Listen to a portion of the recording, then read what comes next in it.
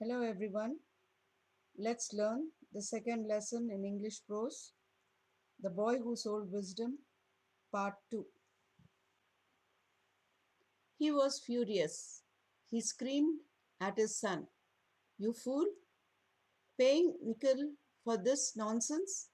Everyone knows you should not stand and watch two people fighting." Then he went to the market place and stormed into Nagendra's shop and scolded him soundingly. "You scoundrel! You have cheated my son. He is a fool and you are a cheat. Return the nickel or else I'll call the police." Nagendra said, "If you don't want my goods, you can return it. Give me back my wisdom and you can have your money back." Here you can see, children, in this paragraph where Bapu's father was very angry with him.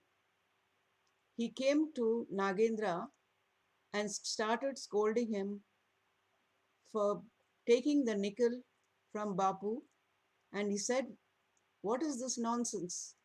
Everyone knows you should not stand when two people are fighting." Then Nagendra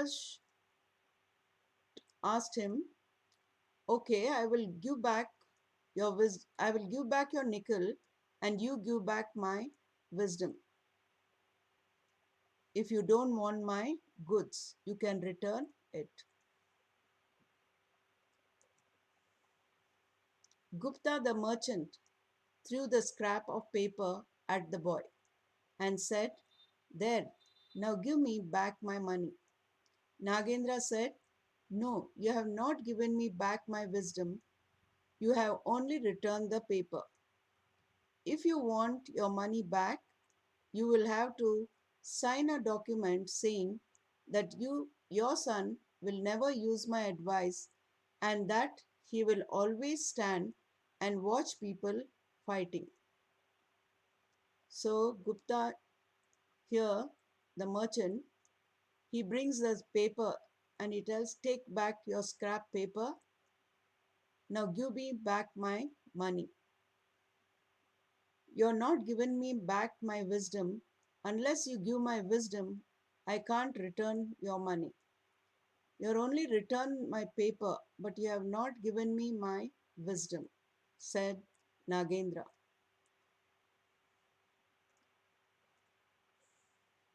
The passers-by supported Nagendra. So Gupta readingly signed the document and took his money.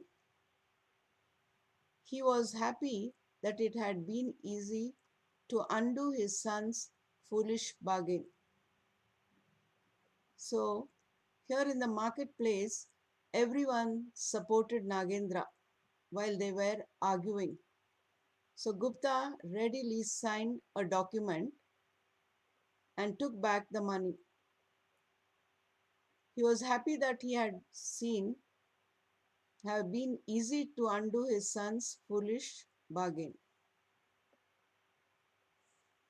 A few days passed. The king of that land had two queens. Can you see in the picture, children? Who hated each other. So did the maids. They quarreled as bitterly as their mistresses.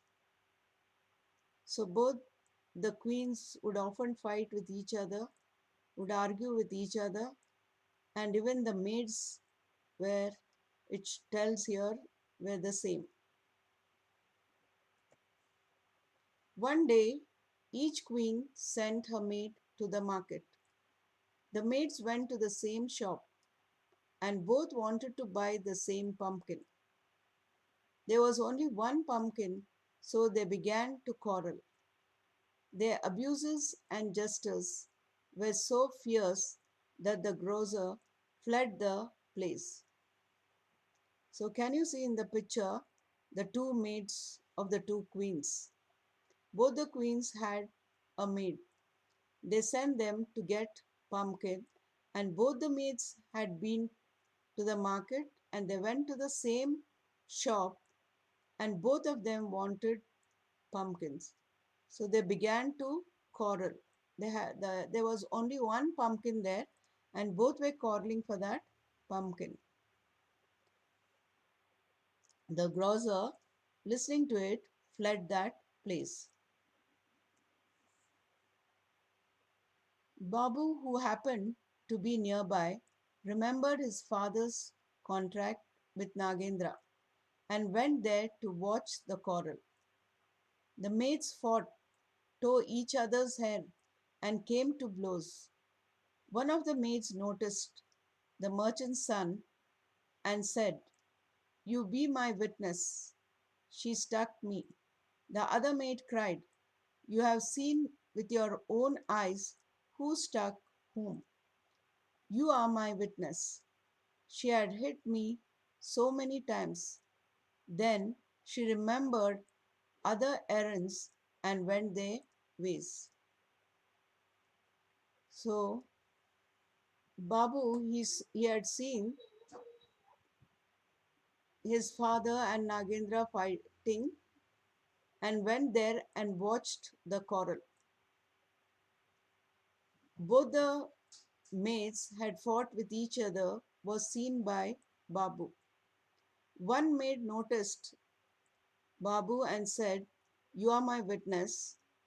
She has struck me." The other maid also cried out, "You have seen me with your own eyes that she struck me. You are my witness." So both were asking him to be their witnesses. The two maids went to their queens and told them about the quarrel, adding all sorts of colorful details. The queens were now furious and sent complaint to the king. So in this paragraph, you can see the two maids who had been to the market came to the queens and told them what happened there with the colorful details. Both the queens became furious. Furious here means angry, and they sent complaints to the king. Each one of them sent word to Babu that he was the witness on her side.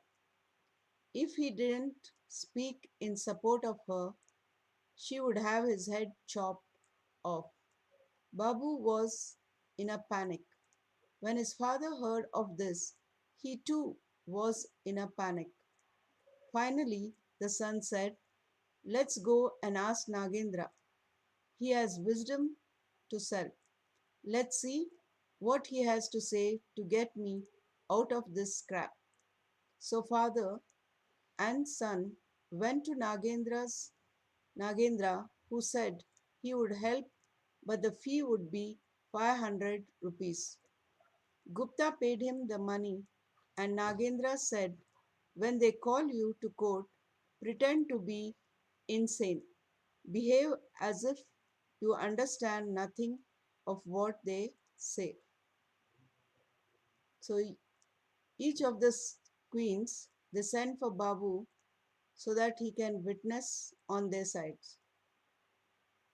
If he did not speak or support, his head would be chopped. So Babu became panicked. When his father heard this, he also was in a panic. Finally, the son said to the father, "Let's go and ask some wisdom from Nagendra. He has wisdom to sell. Let's see what he will say to get me out of this scrape." So father and son went to Nagendra for help, and Nagendra told, "You have to pay me the fees, that is 500 rupees." So Gupta was ready and he paid the money to Nagendra and said, "When they call you to the court, pretend to be insane." Insane here means mad. So behave like a mad when they are talking to you. Behave as if you, under, you understand nothing of what they are saying. Next day, the king called the witness. He and his ministers asked Babu various questions, but he wouldn't answer any of them. He merely babbled and uttered nonsensical syllables till the king lost his patience and drove him out of the courtyard. Babu was delighted by the success of the ruse. He told everyone about Nagendra's great wisdom, which soon became a used word in the marketplace. Here in this paragraph, as the king called the witnesses, that is, he and his ministers asked Babu various questions, but here Babu couldn't answer any of them. He just babbled as if he doesn't know anything. Whatever they were asking, he was feeling it was nonsense. And the king lost his patience and drove this boy Babu out of the courtroom. At that time, Babu was delighted because of his success. He told everyone about Nagendra's great wisdom when he was in the marketplace.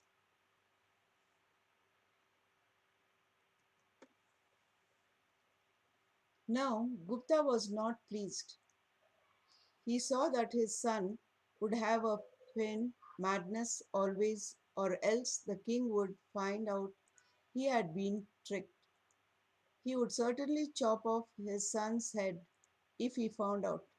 So back they went to Nagendra for more wisdom.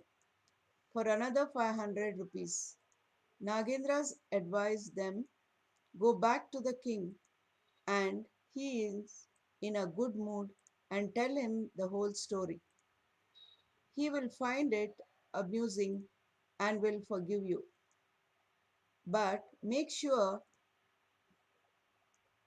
he is in a mood of laughter. And so Babu followed the advice, found the king in a merry mood, and told him the story. The king laughed a lot and forgave him. Here in this para, Gupta was not pleased to show that his son was mad. No one should think that his son was mad. And if the king comes to know or finds out that they have tricked him, he would certainly chop off his head.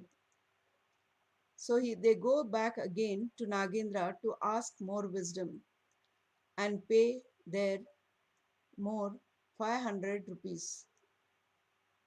Again, Nagendra advises them go to the king when the king is in a good mood and make sure that his mood is good and he will be very happy. He told them the story and the king laughed a lot and forgave him. Then the king, who was intrigued by what he had heard of Nagendra in the market, sent for him and asked if he had any more wisdom to sell. The boy said, of course, I have plenty to sell, especially to a king. But my fees would be a lakh, 100,000 rupees. The king paid him the 100,000 and the boy gave him a piece of paper on which he had written, think deeply before you do anything. So let me explain this paragraph. When the king heard about Nagendra, what he did in the marketplace, sent for him through his servant and asked him whether he had more wisdom to sell. Nagendra replies, of course, I have plenty to sell, and that too for a king. I will charge him my fees as a lakh, that is 100,000 rupees. The king was ready to pay him 100,000 pieces, and the boy took the paper and he wrote on the paper, "Think deeply before you do anything," and gave it to the king. The king was so delighted with the advice that he made it his motto. He had it embroidered on his pillows and engraved on his cups and plates so that he would not forget it. Here, the king, when he received his advice, made that advice as his motto. What did he do? He embroidered that motto on his pillows, and also he carved on his cups and plates so that he will never forget this advice what is given by Nagendra. Some months later, the king fell ill. The minister and one of the queens had been conspiring to get rid of him. So they bribed the doctor and persuaded him to poison the king's medicine. Can you see the king has fallen sick in the picture? So after some months, the king was ill, and one of his minister and a queen had been conspiring to get rid of this king. So what did they do? They bribed the doctor who was giving medicine to this king. They persuaded him, telling, "Poison the king's medicine." When the medicine was brought to the king and he lifted the golden cup to his lip, he read the words engraved on it. "Think deeply before you do anything." Without suspecting anything, he thought about the words, lowered the cup, and looked at the medicine in it. The doctor, who was watching all this, felt nervous. His guilty conscience made him believe that the king had guessed that his medicine had been poisoned. Here, let me tell you, can you see the doctor in the picture who has come to treat the king? While the king was thinking, the doctor threw himself at his feet and confessed to everything and prayed to be forgiven. But the king ordered that the doctor must be arrested. Then he sent for the minister and the queen and insisted that they drink the poison in his cup.